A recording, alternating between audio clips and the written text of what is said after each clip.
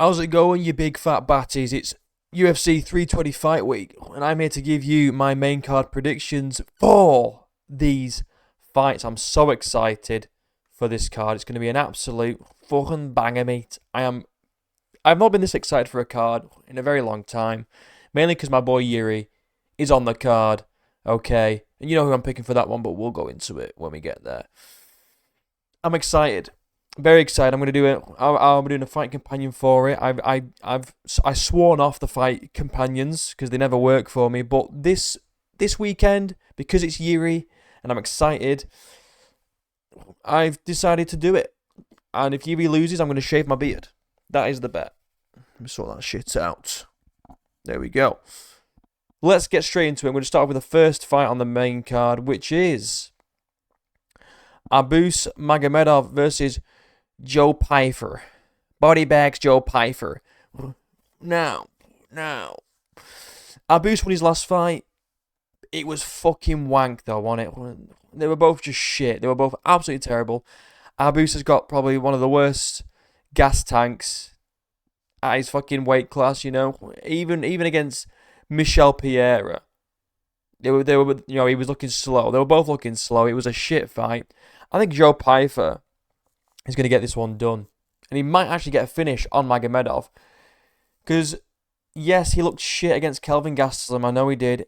But in fairness, he knocked him down in the first round. But he was shit the rest of the fight. But the thing is with Magomedov, I think he will just...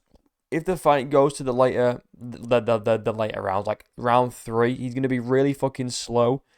That's where Joe Pyfer can take advantage of him slowing down and getting the KO. I'm going to go Joe Pyfer by KO. Body bags, man. I think he's going to get it done. This is ticket into the rankings. Okay, this is ticket into the rankings. Because Abus is ranked, what is he, number 14? Is he number 14? Yeah, number 14. It's a winnable fight. Because he's shit. I mean, they're both a bit shit, really. It's kind of a dead opener. Unless Body Bags gets a round 1 KO, in which case it's going to be a banging opener. Alright? I'm not going to break this one down too much because we have bigger fights to fucking talk through. I'm going to go Pyfer by KO. Moving up, Emmett versus Youseff Zalal. Now, everyone hates Youseff Zalal because he had a bit of a lackluster fight in his last fight, but people forget, man. His previous fights before that were all finishes. All of them were finishes. They were pretty good fights. But his last fight was a bit of a snoozer. Yeah, a bit of a snoozy snooze fest. You know what I mean? And Josh Emmett, you know, coming off of I'm pretty sure he's coming off a loss, isn't he? Have we seen him? When the last time we saw him? Against Lerone Murphy. Yeah. I mean, it's Lerone Murphy, isn't it? So, he's obviously going to lose against Lerone Murphy. But I do think that, I think it's going to be kind of the same. I think I'm going to go with Zalal via decision. I don't think he's going to want to stay in the pocket or get up close to Josh Emmett with his powerful hands. I think he's going to stay on the outside and fight the smart fight. He's going to get the win on Josh Emmett. I'm going to predict via decision. Because like I say, he isn't going to want to be trading and getting too close to Josh Emmett. Because he's got powerful hands. He almost killed Bryce Mitchell. People forget about that one. Well, they don't. But people forget. Well, they don't. I just said that twice. But he did knock out Bryce Mitchell. He did nearly kill the guy. He's got powerful hands. Youseff Zalal is a smart fighter. He's not going to take any risks. I'm going Youseff Zalal via decision. Now let's get on to the proper fights, right? The proper fights. First up, get off my screen, you cult member. Jiri Prochazka versus Khalil Rountree Jr. I'm not going to break this down too much because I've got a video coming out this week about this specific fight, so you can stay tuned for that. But what I will say is, I'm going to go with Jiri. Via.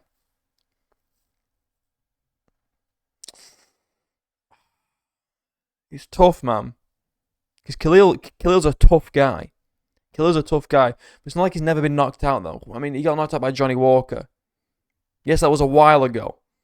But I think nobody knows about that. In Johnny Walker's debut, he knocks out Khalil Rountree in one round. And yes, Khalil Rountree's got so much better since that fight. So much better since that fight. He went on an absolute tear up until he fought Alex Pereira. Were they against good names? They were kind of... Sorry, I'm a bit tired. They were kind of against, like... they were alright. Not any, like, huge, crazy names. You got Smith, Dorcas, Jacoby, Robertson, Prochazka. Not too bad, actually. Prochazka is kind of coming back. Praxnio. He beat Anders. Wow. Beat Anders, great. Knocked out by Johnny Walker in one round. But, that was a long time ago. That was nearly fucking 7 years ago. Quick maths. But I'm thinking a decision win for Jiri here. Now, the one thing I'm really worried about with this fight for Jiri, number one, he's got no belly button.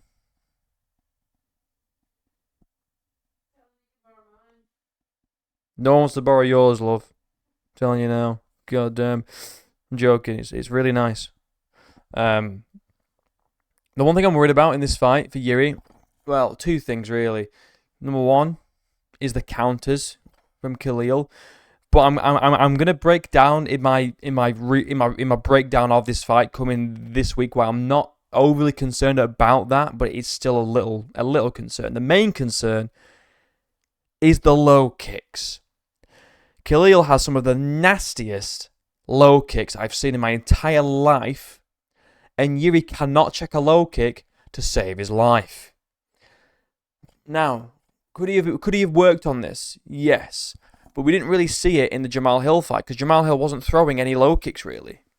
He wasn't really doing it, and when he was fighting Rakic, his legs were getting chewed the fuck up, and Khalil's got better low kicks than Rakic. Khalil, just look at the Jamal Hill fight. Those low kicks, deadly. Go back and watch the Eric Anders fight. I know I've said that Eric Anders is kind of but man, go and watch that fight because the low kicks in that fight are unbelievably good. That's the one thing I'm really worried about with this fight for Jiri.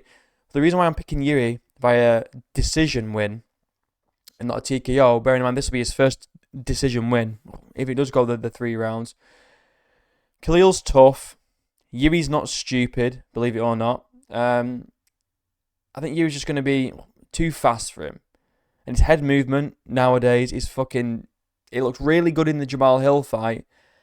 And I think he just moves around too much. Khalil Rountree does really well against fighters that stand right in front of him and just walk forward. Anthony Smith did it.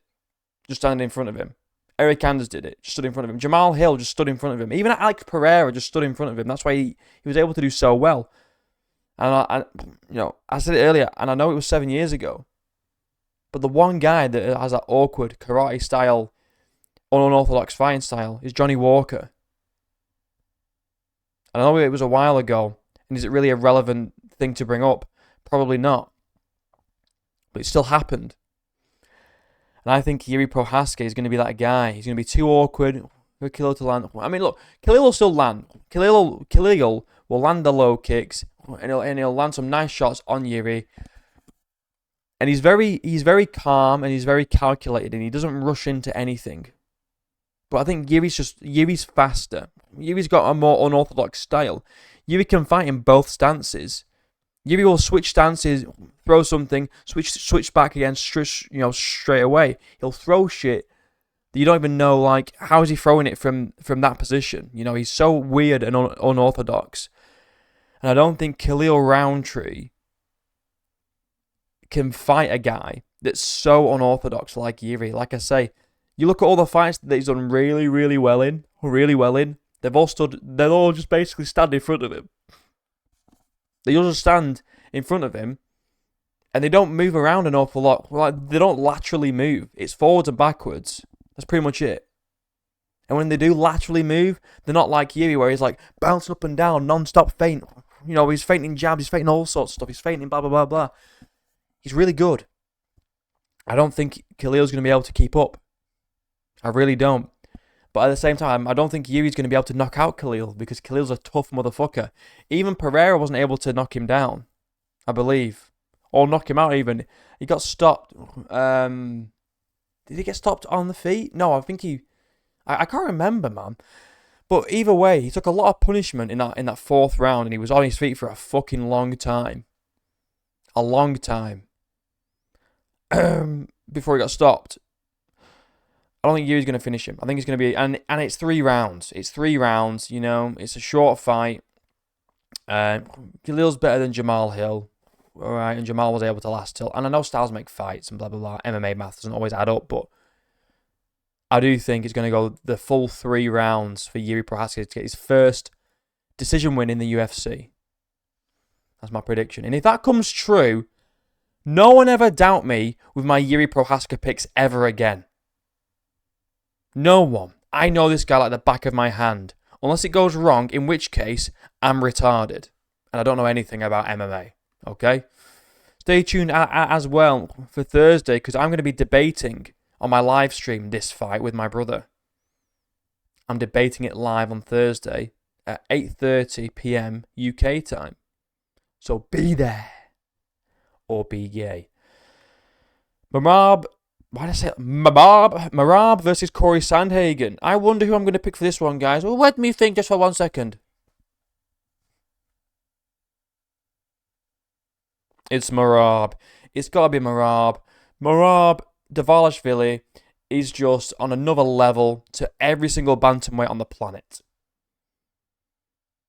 I don't think... The only thing that Cory's got is that knee. That is literally it. Merab shoots for a takedown. Boom, knee up the middle. That's it. But people sleep on Merab striking, bro. People sleep on Merab striking. He was out striking Sean. He was out striking Piotr Jan. And people sleep on it, man. And it's just, he's just a machine, man. I mean, it is his nickname, the Machine. Yawn. But he really is a machine. Like, genuinely, like... Let's just look at his resume. Like, O'Malley. Umar. O'Malley again. Cejudo. Piotr Jan. Jose Aldo. Oh, God, look at it. He goes on. Just a complete win streak. Utter win streak of everyone. Look at this win streak, bro. Just look at it. I mean, from Aldo onwards, it's just an insane... Look at that, bro. Look at that for a 6-fight win streak. Aldo, Piotr Jan, Henry Cejudo, O'Malley, Umar, O'Malley. Now a Cory Sandhagen. 13-fight win streak. Sean O'Malley was the second person he ever submitted in his UFC career... Well, in his MMA career, sorry. I don't see a path to victory for well, I do. It's a knee up the middle. Do I think it's going to land? It could land. Do I think it's going to do anything? Probably not. I think Merab's going to maul this guy. Now, the one thing Cory has is a big, old height advantage.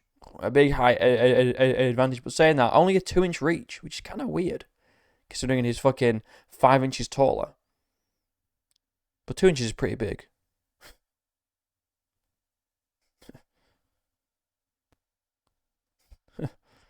You know what I'm saying? Anyway. I think Merab's going to get it done. Decision. I think this is going to be one of his most dominant performances ever. I'm going 50-45. 50-45 for Merab Dvalishvili. On Cory Sandhagen. And, who does he fight after this? I literally have no idea who Merab is supposed to fight once he beats Cory Sandhagen. I have genuinely no clue. I mean, we can have a little look at the rankings real quick, but you know, if we have a look at it here, can you even see it? Am I blocking the rankings? I am. Let me move myself over a bit. Who does he fight next? Beat him. Beat him. Beat him. Gonna beat him. I mean, Song Yadong. Are we interested? Coming off a loss. No one cares. He's fighting, who is he fighting? I don't even... Does he even have a fight coming up? Oh, yeah, he does. Oh, shit, yeah, he's fighting Umar. Shit. So it's probably going to be Mario Batista if he can beat Umar. If he can beat Umar. And if not, it's Song Yadong. It's Song Yadong with a win over Henry Cejudo. I say move up. But then again, he's not going to move up because Aljo's there. So the next one for Merab is Pantoja after he beats Joshua Van, because it's the same thing. Who does Pantoja face? You know? Once these guys win their next fight, that's the fight you have to make next. You have to make that fight next. There's no other fight that makes any logical sense whatsoever. That is the only fight that makes sense, in my opinion. He's just complete dominant. He's just dominating the whole division. He's levels above everyone. Merab, 50-45. Now the main event. I'm sorry to say this, boys, but Alex Pereira's getting fucked up in this fight. He's coming into this fight, yeah. He's too emotional. Like, he's talking shit. He's getting all animated and lively. He's too emotional. He's not locked in. He's been shooting movies, hanging out with Nina Drama, sniffing her feet, playing Twister, doing everything but being locked the fuck in. And he's doing pointless takedown defense drills when that wasn't even the fucking problem in the first place. Ankalaev's just like... I just don't see... I can see this being even easier than last time. Dare I say a stoppage? No, I don't say that. But I think it's going to be another decision win for Ankalaev. Now, maybe Alex is going to come in with that new anger and really take it to him and really, really show him the business. And that'd be fucking awesome. If Alex came in with this new fire, this new anger, and really fucked up Ankalaev and knocked him out and got his belt back, that would be awesome. It'd be great to see. But I don't think that's going to happen. Ankalaev is in this guy's head rent-free. When have we ever seen that? When have we ever seen somebody in the head of Alex Pereira so much? I saw the clips of him of them arguing over Google Translate. Like, what the fuck, bro? This guy never used to speak. Now he's yapping like that? Like, what? What happened to... I commented on BXG's video the other day. I much preferred Alex Pereira when he didn't say anything. He just showed up, and knocked the guys out. We didn't know anything about this guy. I think he's lost his aura, bro. And I would really like for him to knock out Ankalaev. It would be awesome. But I don't see it happening. I just don't see it being the case.